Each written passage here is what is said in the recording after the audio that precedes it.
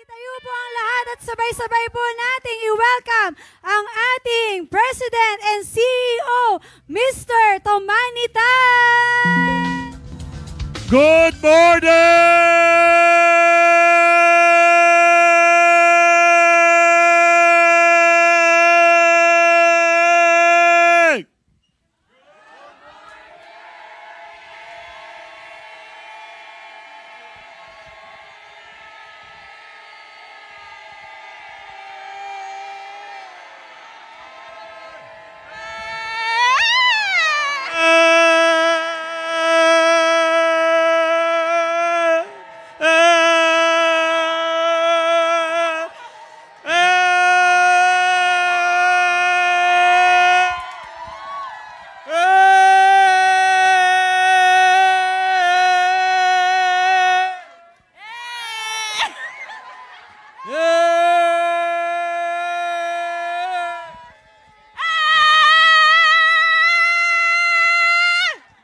May sunog daw! Okay, sino yung mga first time? First time? First time? Taas ang kamay, first time? Daming biktima. Bisita! Okay, for the first timers, yung sagot dito, mahaba rin yung tanong ko, ang sagot ay Ferntastic. Okay? Hindi ay Fern, hindi ay Ferntastic. Okay? How are you?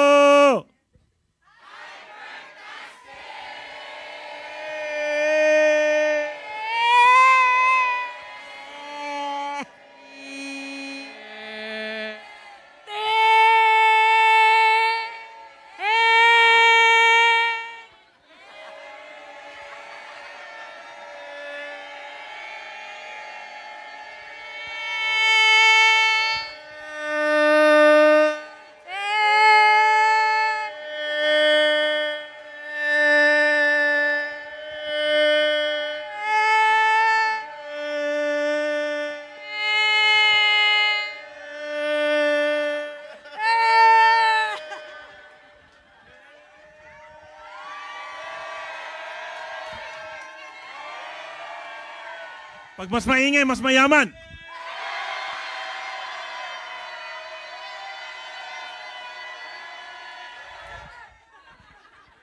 Okay. Palapakan niyo yung mga sarili niyo. Para sa mga first-timers, tangina, 5 years naming pre-practice yan. Diba? Pero yung mga first-timers, ang tatalino. 5 years namin pre-practice, 5 segundo lang nakuha nila. Kala namin matalino kami, bobo pala kami. Mayaman lang. Okay.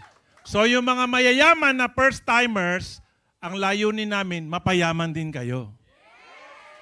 Pero marami dyan, ewan ko lang kung nandito sila sa loob, ang tatalino nila. Lahat alam nila. Lahat nalapitan na nila para utangan. Pero ang gagaling nila, ang tatalino nila, napagtanto-tanto nila kung kanino sila lalapit para mangutang. Dito sa iPern, hindi usong utang. Kaya pag nangutang ka sa kanila, sabi nila, sabi ni Sir Tom, hindi usong utang dito. Okay. Dito sa iPern, uso yung mabayaran lahat ng utang. Pero pag tinanong mo, may utang ba si Christy? May utang ba si Chano? May utang ba si May? May utang ba si KR? May utang ba si Joseph Nones? Mga presidential director po namin lahat yan. Pinakakonti, kada isa sa kanila may 10,000 tao sa ilalim nila. Pag tinanong mo, may utang ba sila? Anong sagot? May utang ba kayo? Di nila alam kung ano yung sasagot nila. Magsabi kayo ng totoo, may utang ba kayo? May utang sila kasi may Chedeng, may Mini Cooper na convertible, may Chedeng saka Mini Cooper, may BMW na bumubukas ang bubong, may Mercedes-Benz na 7-seater para sa 6 niyang anak. Actually, nakakandong lang siya sa misis niya kasi wala na siya maupuan. Okay, lahat ng leader sa iFern may utang, pero ibang level ang napundar na yaman. Okay? Hindi masama magkautang. Ang tanong, para saan ang utang mo? Kung ang utang mo para bayaran yung inutang mo, patay tayo dyan, di ba? Kung nangutang ka para magpaayos ng kisame ng bubong ng bakuran, patay tayo dyan. Kung nangutang ka para bumili ng lupa na hanggang ngayon lupa pa rin, patay tayo dyan. Kasi nangungutang ang mga mayayaman para sa mga bagay na gumagawa ng pera para sa kanila. Okay? Ang pinakamayaman na tao sa mundo may utang kasi yung kumpanyang itinayo niya, yung lupa na binili niya, kung saan itatayo yung warehouse at yung factory na malaki, inutang niya sa bangko. Pero pag tumatakbo na yung factory, kumikita na siya lampas doon sa dapat niyang bayaran buwan-buwan na interest doon sa utang niya. At pagdating ng 5, 10, 15 na taon, bayad na pati yung kapital. Ang problema sa Pilipinas at sa Pilipino, nangungutang para maghulog sa lupa, di ba? Kayo nagsabi niyan, hindi ako. Ha? Oo. Ang raming hinuhulugan, di ba? Sige, naghulog ka sa St. Peter, pakamatay ka na para magamit mo na. Paano mo malalaman kung magagamit mo, hindi kung buhay ka pa? Di ba? Pero pag patay ka na, magagamit mo na yan. Actually, may-ari ng St. Peter, kaklase ko sa AIM, Asian Institute of Management. I have a master's degree in entrepreneurship. Ibig sabihin, lahat ng klaseng negosyo inaral namin. No, I'm a professional mentor under Go Negosyo program. Okay? Okay, and under the ASEAN Mentors Network, nandun din ako. Okay, so I'm known to mentor not just in Philippines but also abroad. But full-time, I give it to mentoring iFern leaders because my mission is creating millionaires. Pag tinanong anong negosyo mo, ang negosyo ko gumawa ng milyonaryo. Kung duda po kayo, sumilip lang kayo dyan sa balcony. Kung nakakita kayo ng mga mamahaling kotse, lahat po akong nag-mentor niyan. Okay? And normally sa iFern, pag 2 years, 3 years, 4 years, 5 years na sila, hindi lang isa ang luxury car nila. Meron silang Chedeng, meron silang Ferrari, meron silang GTR, no? Iba-iba, no? Kada kotse nila hindi bumababa sa 6 hanggang 10 milyon kada kotse. Okay? So, we are teaching people how to become millionaires. So, sino yung mga gustong maging millionaire? Pwedeng magtaas ng kamay. Yung mga ayaw maging millionaire, pwedeng tumayo? Walang tumayo. Baliktarin natin. Yung gustong maging millionaire, pwedeng tumayo. Yan. Yung mga gustong maging millionaire, pwedeng pumila sa kahera. Okay naman, nag-upuan na. May bayad, ayoko na. Sige, thank you for participating. Okay, sa Pilipino, ang Pilipinas, bayan po ng mga dudero at dudera. Di ba? Noong una, nung nagkaroon ng COVID, ay, hindi totoo yan. Di ba? Wala yan, gawa-gawa lang nila yan. Nung may namatay nung kapitbahay, kamag-anak, ay, totoo pala. Di ba? Ayaw ko magpabaksin, di ba? Baka mamaya nung ini-inject nila sa atin. Pero nung dumadami na yung mamatay, patayan na para mauna sa pila, di ba? Para mauna sa mabakunahan. Tama? Lalo na nung sinabi nilang pag walang bakuna, bawal pumasok sa SM. Di ba? Ay, wala na, patayan na to. Kailangan mabakunahan para makapasok sa SM. Di ba? Tapos, di ba, nagbigay na ayuda yung gobyerno, di ba? 8,000. Ilang beses sila nagbigay na ayuda? Hindi nila alam. iFern member ka? Sino nakakalam? Ilang beses sila nagbigay na ayuda? Dalawa. Magkano kada bigay? 8,000. Dalawang 8,000. No? So 16,000. No? So 24 months tayong naka-lockdown pero 16,000. No, good luck kung paano mo pagkakasyahin yung 16,000 sa loob ng 24 months, di ba? Mas masarap maging flying voter, baka mas malaking makukuha. Benta na lang yung boto. Sino mga bumoto sa Lenny? Okay, congratulations sa inyo. Sino mga bumoto kay Marcos? Totoo pala yung 31 million. Nandito pala yung iba. Ako, alam nyo sinong binoto ko? Ninang Brian Boy. Oo. Ayun, naka-t-shirt pa siya. Oh. Oo. So, alam mo, I haven't voted. No? I'm not a very good citizen. No? I haven't voted for 32 years. 32 years na ako hindi bumoboto. Oo. Kasi, na-realize ko na kahit sinong manalo, panalo pa rin ako. Di ba? Kasi ang totoong negosyante, hindi siya apektado kahit sinong nakaupong presidente. Okay? Nung nag-umpisa pa lang yung filing ng candidacy, sabi na, "Sir, sinong kandidato nyo?" Sabi ko, "Huwag kang mag-alala. Kung sino man ang manalo, makikita mo yung..." Kasi mayroon akong picture ni Duterte sa office ko. Sabi, "Huwag kang mag-alala. Kahit sinong manalo, pag nakaupo na siya, mapapalitan na yung picture. Kung sino na yung panalo, siya na yung nandyan sa picture." Yun lang mababago.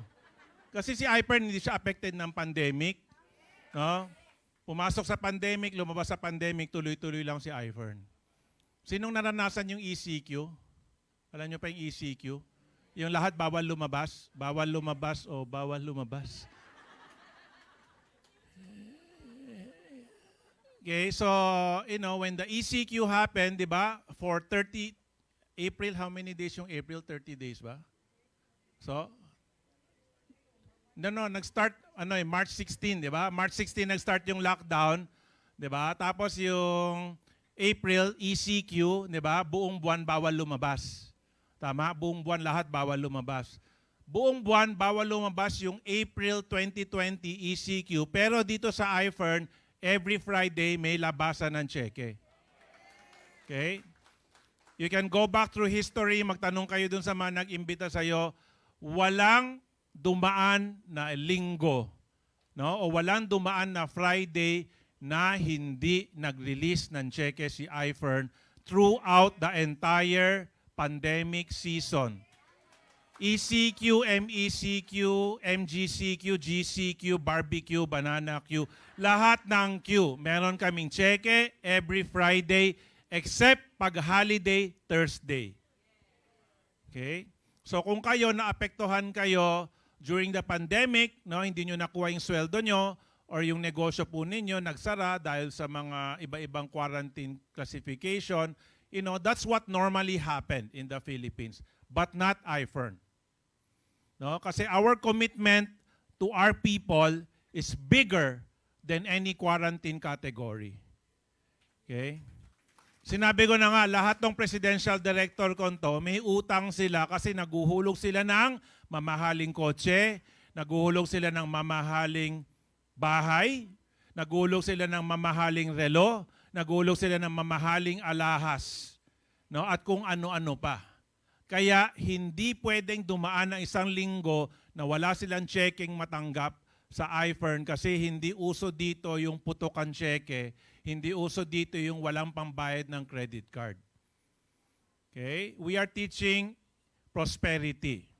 No? Yung pag-asenso, pagyaman. Yun yung tinuturo namin. No? Paano mangyayari yan? Magnenegosyo ka. Pag hindi ka magnenegosyo, apektado ka ng lahat ng kalamidad at problema na dadating sa Pilipinas at sa buong mundo. Because we have the iFern business, that's why we are not affected by the pandemic. So, sino magsasabi dito, no, whether bumoto ka kay Lenny or bumoto ka kay BBM or bumoto ka kay Isko or kay Pacquiao or kung sino pa yung mga other nuisance candidate na konti lang yung botong nakuha, kung sino man ang binoto mo, no, etong tanong ko sa inyo, sinong sa tingin tapos na yung pandemic? Taas ang kamay. Sinong sa tingin hindi pa tapos yung pandemic? Taas ang kamay. Okay, so yung mga iba hindi nagtaas ng kamay, hindi sila sure.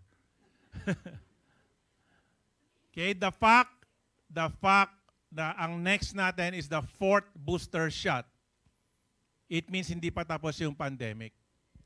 The fact that there are other countries that still under lockdown right now, hindi pa tapos yung pandemic. Okay? Meron pang other variants na pwedeng mangyari. Kasi yung COVID, isang klase lang siya ng influenza. No? It's a type of common cold. Ang difference lang, nakakamatay siya.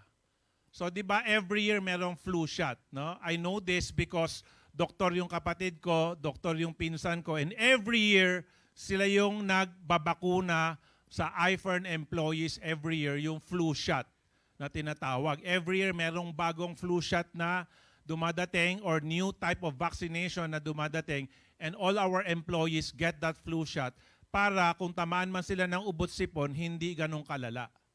So every year meron kaming ganon. Kung yung normal na cough and cold, no, or influenza, meron tayong bakuna, what more kay COVID?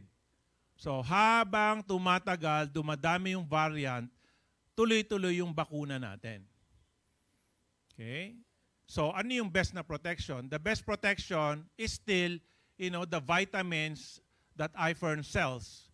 No? Ang pinaka-importante is your personal immunity.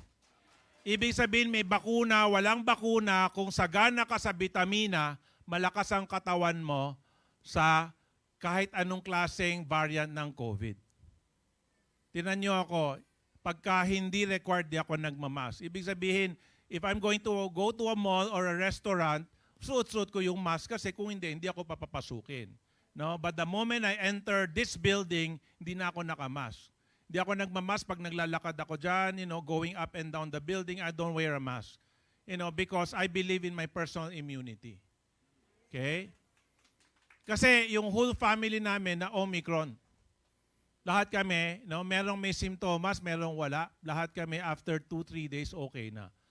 No? In our house, si Madam, yung 2 bata, lagnat, ubo, sipon. Ako, positive pero walang simptomas kahit ano.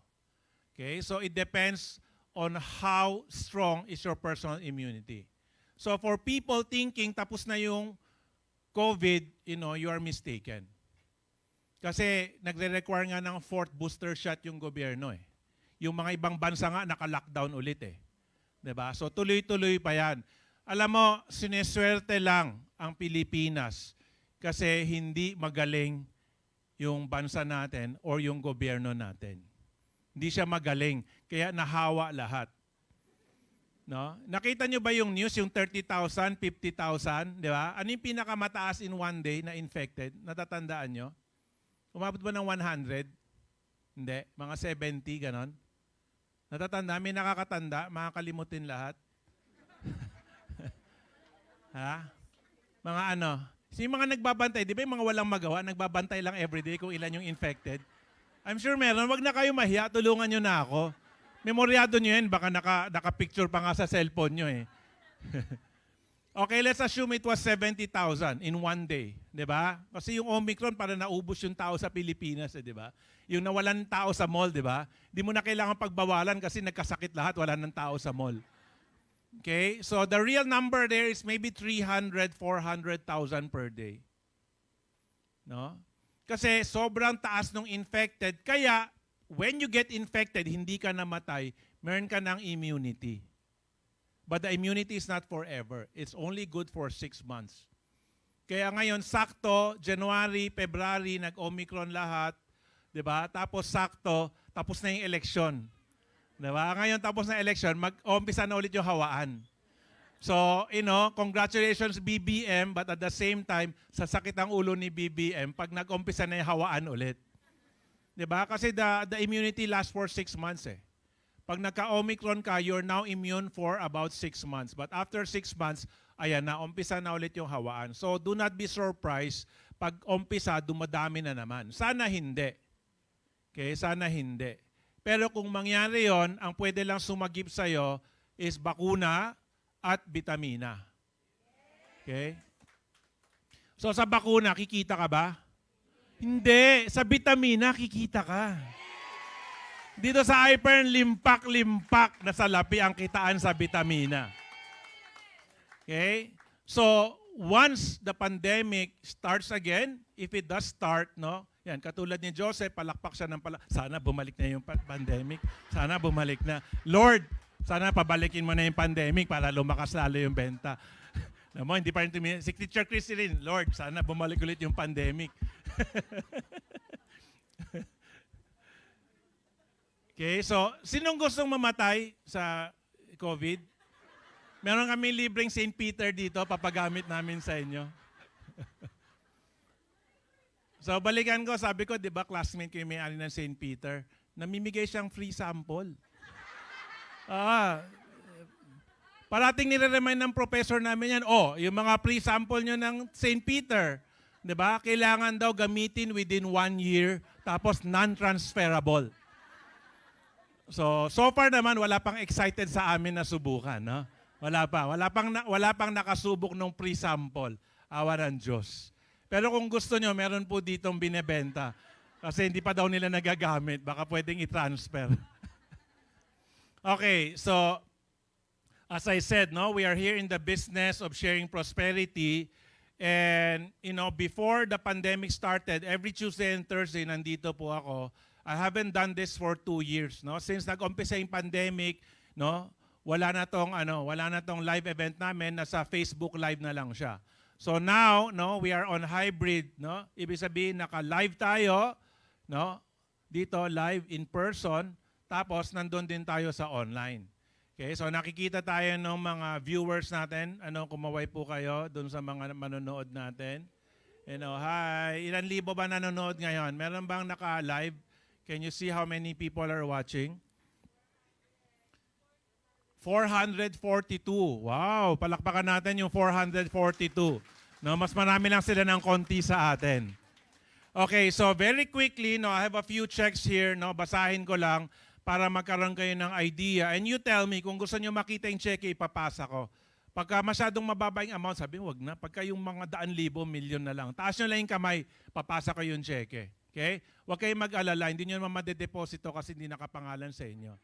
Okay?